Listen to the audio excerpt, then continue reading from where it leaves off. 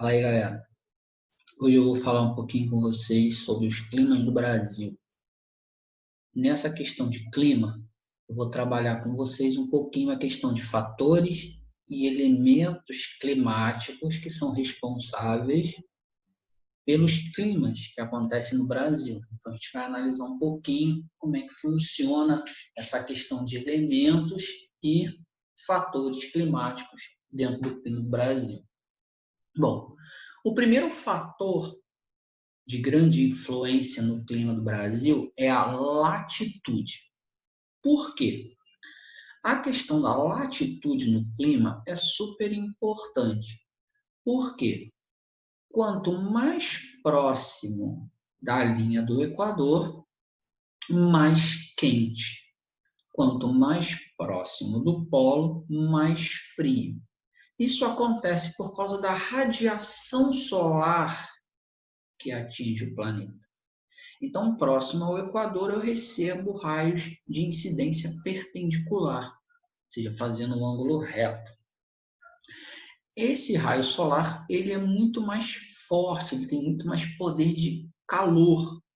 Então, ele acaba aí gerando um clima, mais quente nas regiões aí da faixa intertropical, entre os trópicos. E quanto mais eu vou em direção aos polos, eu vou recebendo aí incidência de raios oblíquos, que são raios de menor poder de aquecimento. Então, são raios que geram menos calor. Então, deixam também o clima mais frio. Essa incidência se dá devido ao eixo de inclinação da Terra. A Terra não está reta no universo, ela tem uma leve inclinação de 23 graus e meio, mais ou menos, 23 graus e 27 minutos. Então, essa inclinação faz com que a linha do Equador receba esse tipo de raio solar, enquanto os polos recebam esse tipo de raio solar, fazendo com que, próximo ao Equador, eu tenha um clima mais quente do que em direção aos polos. Lembrando, que o Brasil está nessa região aqui, a maior parte do seu território está na faixa intertropical, então isso mostra para a gente porque o nosso clima ele é bastante quente. Outro fator é a altitude. Lugares que estão na mesma latitude sofrem influência da altitude. Como assim? Quanto maior a altitude, menor a temperatura. Isso se dá porque a atmosfera ela se aquece de baixo para cima, por convecção. Então, regiões a nível do mar tendem a ser bem mais quentes do que locais em grande altitude. Então, aqui o exemplo, entre Santos e Campos do Jordão e São Paulo, a altitude de Santos está a 2 metros de altitude, uma temperatura de mais ou menos 22 graus. E quando eu subo até Campos do Jordão, no alto da Serra Paulista, quase 2.000 metros de altitude, eu tenho aí 18 graus. Então, quanto maior a minha altitude, menor a minha temperatura. Isso se dá devido ao aquecimento da atmosfera ser feito por convecção, de baixo para cima.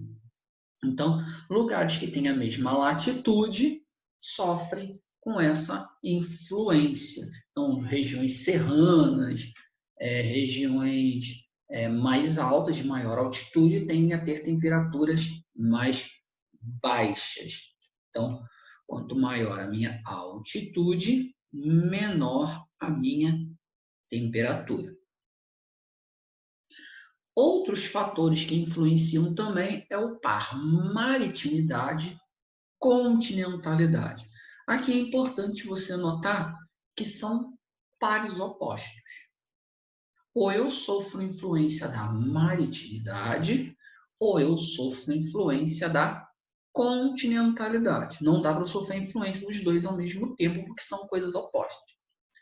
A palavra maritimidade vem de mar, Significa estar próximo a grandes corpos líquidos. Um mar, uma lagoa, um rio. Então, estar perto de grandes corpos líquidos me influencia no clima. De que forma? Quanto mais perto do mar, quanto mais perto de um grande corpo líquido, maior a evaporação. Maior a evaporação, maior pluviosidade, ou seja, mais chuva. Então, lugares que sofrem influência da maritimidade, que estão próximos a grandes corpos líquidos, tendem a ser climas mais chuvosos. Enquanto lugares que sofrem da continentalidade, a palavra continentalidade vem de continente, afastado de grandes corpos líquidos, vão ter o clima mais seco. Por que mais seco? Menos água, menos evaporação. Uma outra característica importante em relação à maritimidade e à continentalidade é em relação à amplitude térmica, ou seja, a diferença entre a temperatura máxima e a temperatura mínima. Se eu estou próximo do mar, ou seja, sofrendo com a maritimidade, a minha amplitude térmica é menor, porque a água é um regulador térmico.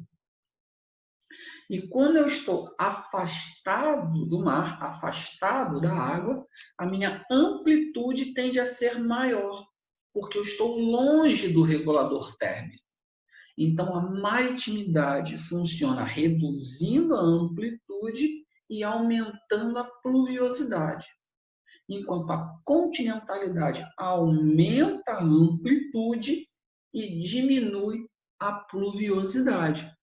Por exemplo, se a gente for comparar Brasília com o Rio de Janeiro, o Rio de Janeiro sofre com a maritimidade, perto do mar. Mais chuva, menor variação térmica. Brasília, continentalidade, maior amplitude térmica, menos chuva. Então, repara aí a questão da influência da maritimidade e da continentalidade. Outro fator super importante também são as massas de ar. Em relação às massas de ar, a gente precisa saber algumas coisas. O nome da massa, o lugar onde ela se forma e as características dessas massas. Então, primeiro a gente tem que entender essas três coisas. Vamos começar pela área de formação. Então, as massas elas podem se formar perto do polo, perto do Equador e perto dos trópicos. Ela pode se formar no continente e ela pode se formar no oceano. Então, no Brasil, a gente tem o quê? Massas que se formam perto do Equador, massas equatoriais, massas que se formam perto do trópico, massas tropicais, e massas que se formam próximo aos polos, massas polares. Então, a latitude aqui é importantíssima para definir o nome da massa. E as massas vão se formar sobre o continente e sobre o oceano. Então, para dar o nome da massa, principalmente em relação ao Brasil, é só você ver o lugar onde ela se forma. Então, o lugar onde ela se forma praticamente é o nome da massa. Por exemplo, essa aqui, que é a famosa MEC. Massa equatorial, porque perto do Equador, continental, sobre o continente. Massa equatorial, perto do Equador, atlântica, sobre o Oceano Atlântico. Massa tropical, próximo do trópico, continental, sobre o continente. Massa tropical atlântica, sobre o Oceano Atlântico. Massa polar, perto do polo, atlântica, sobre o oceano. Então, percebeu que o nome da massa está ligado ao lugar onde ela se forma. Bem simples, bem fácil. Em relação às características. Em relação às características, a gente precisa saber que massas que se formam no continente são secas. Massas que se formam no oceano são úmidas. Então, vamos lá, observando essa característica, vamos para o mapa. Massa equatorial atlântica, quente, porque está perto do Equador, e úmida, porque está no mar. Massa tropical atlântica, quente, porque está perto do Equador, e úmida, porque está no oceano. Massa polar atlântica, fria, porque está perto do polo, e úmida, porque está no mar. Massa tropical continental, quente, porque está perto do Equador, e seca, porque está no continente. Massa equatorial continental, quente, perto do Equador, e úmida. Aí você vai dizer, ué, Léo, mas você me falou que massa no continente é seca. Falei, tá certo. Só que essa massa, ela é úmida por causa da floresta amazônica.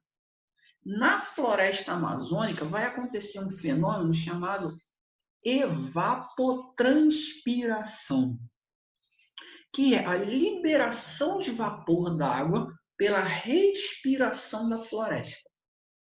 Então, a floresta amazônica ela é tão grande que, no processo respiratório, libera muito vapor d'água para a atmosfera.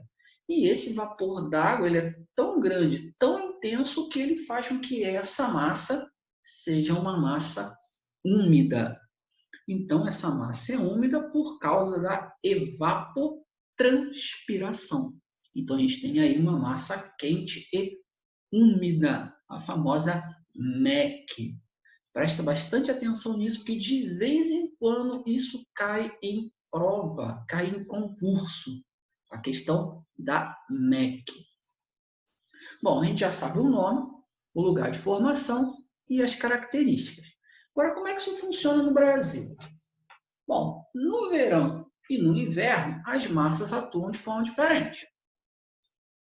No verão, a gente tem a MEC e a MTA como massas mais atuantes. Quente e úmida, quente e úmida. Então, a MEC vai atuar na região norte, centro-oeste, algumas partes do nordeste e um pedacinho aqui do sudeste, interior de Minas, interior de São Paulo. Enquanto a tropical atlântica vai pegar o litoral sul, sudeste e nordeste. Então, essas duas massas quentes e úmidas fazem com que o nosso clima seja também quente e úmido.